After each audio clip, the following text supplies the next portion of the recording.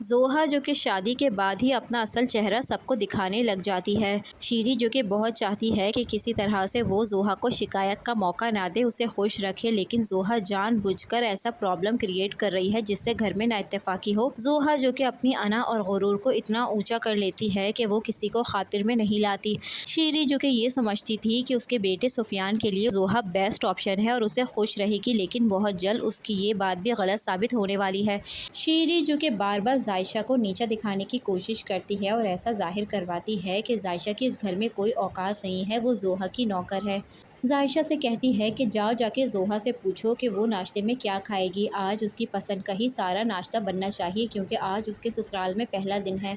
زائشہ اس کے روم میں جاتی ہے لیکن زوہا بہت زیادہ اس سے بدتمیزی کرتی ہے، اس کے کردار پر انگلی اٹھاتی ہے اور اسے یہ بات کہتی ہے کہ میں سب سمجھتی ہوں کہ تمہارا روم میں آنے کا کیا مقصد ہے۔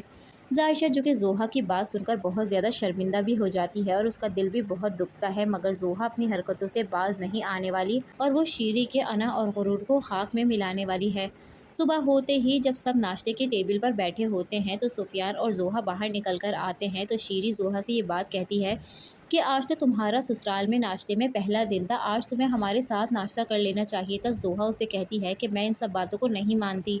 زوہا کو اتنا بھی خیال نہیں ہوتا کہ اب وہ سسرال میں ہے، یہ اس کی ماں نہیں بلکہ اس کی ساس اس سے بات کر رہی ہے اور سفیان سے تو وہ یہ بات کر ہی چکی ہوتی ہے کہ مجھے وہ لوگ بہت پسند ہیں جو اپنی غلطی مان لیتے ہیں، جبکہ غلطی زوہا کی ہوتی ہے، سفیان کی نہیں۔ جب عریشہ اسے تھوڑی دیر بیٹھنے کو رسم کرنے کو کہتی ہے تو وہ صاف صاف انکار کر دیتی ہے اور کہتی ہے کہ میں بہت زیادہ تھک چکی ہوں۔ اسے چاہیے تھا کہ تھوڑی دیر رک جاتی یا پھر عریشہ کو سمجھا دیتی، لیکن یہاں پر زوہا کافی زیادہ بدتمیز ہے جو کہ سب کی بے عزتی تو پہلے ہی کر چکی ہے۔ زوہا جو کہ اب چاہتی ہے کہ کسی طرح سے وہ سفیان کو اور اس کے گھر والوں کو انگلیوں پر نچائے جیسے کٹ پتلیوں کی طرح۔ خیر اسی دوران وہ شیری کو باتیں سنانے کے بعد سفیان سے یہ بات کہے گی کہ چلیں آپ ہم لوگ چلتے ہیں، تو یہاں پر سفیان کہتا ہے کہ میں تو کہیں بھی نہیں جا رہا۔ زوہا کو یہ بات سن کر بہت زیادہ غصہ آ جائے گا، وہ بھڑک جائے گی اور سفیان سے بولے گی کہ آپ کو میرے ساتھ چلنا ہوگا، لیکن سفیان صاف انکار کر دے گا کیونکہ پہلے دن ہی اس نے کافی زیادہ اس کی بہن کی بے عزتی کر دی تھی، سفیان کی بھی کافی زیادہ انسلٹ کی تھی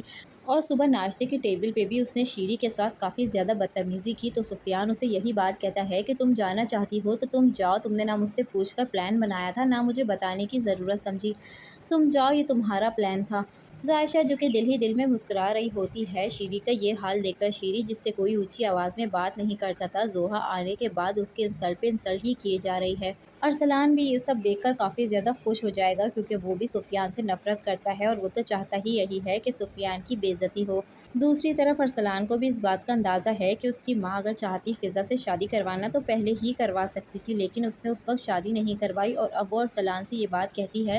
کہ وہ فضا سے معافی مانگ کر اس کی شادی کروا کر اس گھر میں فضا کو لے آئے گی۔ ارسلان جو کہ یہ بات تو سمجھ رہا ہے کہ اس کی ماں بہت جھوٹی ہے اور وہ ایسا کبھی بھی نہیں کرے گی، لیکن اس دفعہ وہ ٹھان لیتا ہے کہ اگر اس دفعہ اس کی ماں نے کچھ بھی کیا تو وہ چپ نہیں رہے گا، اپنی ماں کے ساتھ بغاوت پر اتر آئے گا اور اپنی ماں کو سبق سکھانے کے لیے ساری سچائی سب کے سامنے لے کر آ جائے گا۔ اور وہ بار بار اسی بات کی دھمکی اپنی ماں کو دینے والا ہے کہ اگر آپ نے میری بات نہیں مانی تو میں بابا کو اور سفیان کو ساری حقیقت بتا دوں گا۔ شیری جو کہ اب اپنی اولادوں کے ہاتھوں ہی بلیک میل ہونے والی ہے اور ایسا برا پھنسے گی کہ وہ زندگی بھر یاد کرے گی۔ دوستو ڈراماز کے اچھے ریویوز کے لیے ہمارے چینل کو سبسکرائب کر لیجئے، ویڈیو پسند آئی ہے تو دوستو ویڈیو کو لائک آپ نے ضرور کرنا ہے۔